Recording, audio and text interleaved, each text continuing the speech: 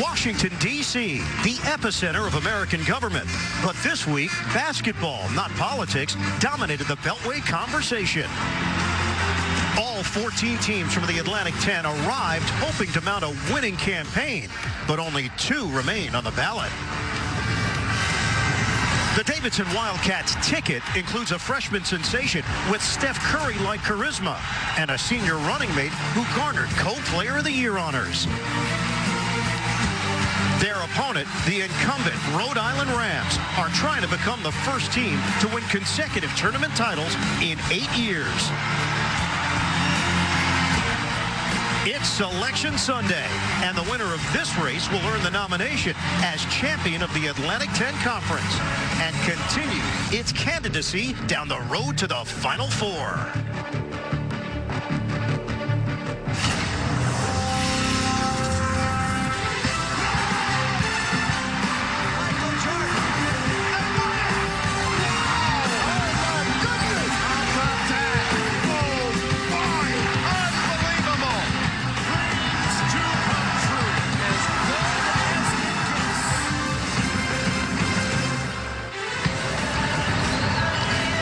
To Washington, D.C. Today, the Atlantic 10 will crown its champion, the number 3 seed. Davidson Wildcats matched up with the number 1 seed, the Rhode Island Rams.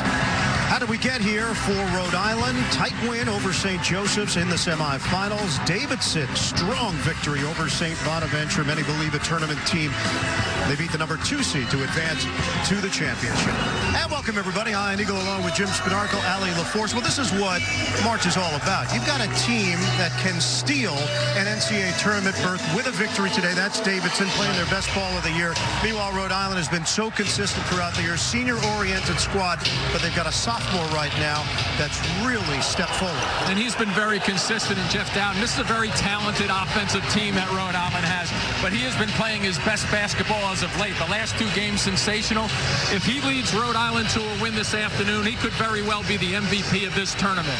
Meanwhile, for Davidson, they started the season 10-9. They've gone 10-2 since that point. They've got a 1-2 punch that would rival any in the Atlantic 10. And both of them go outside, inside. It's interesting to watch them because there's 2 different looks. Peyton Aldridge on one side of it will shoot the basketball very well. Look at these numbers. 12 of 13 of his last 3-point shots, but he will slip and slide to the basket, so he's a presence underneath. And the other side of it, Grady will shoot the ball long range, but when he goes inside, it's more of a slasher using the basketball, so a very, very good pace for both of them. All right, Jimmy, let's check out our AT&T Fast Analysis. When you think of Davidson, sometimes they look like they're in trouble in their offensive sets, but they're very patient. They make the extra pass, and they will get it to the right guy at the right time, especially when the shot clock is winding down. The other side of the floor, Andre Berry had a terrific game in the post for Rhode Island, scoring his points, 12 points in only 14 minutes. So a guy who can really go after it down low. Watch for them to try to feature him down low. Countdown to tip-off continues. We'll have the starting lineups, and then we'll get things started when we come back. Number 3 Davidson, number 1 Rhode Island. The Atlantic 10 Tournament Championship is next. CBS Sports coverage of the Atlantic 10 Championship is sponsored by State Farm, here to help life go right. Lexus, experience amazing. And by Experian.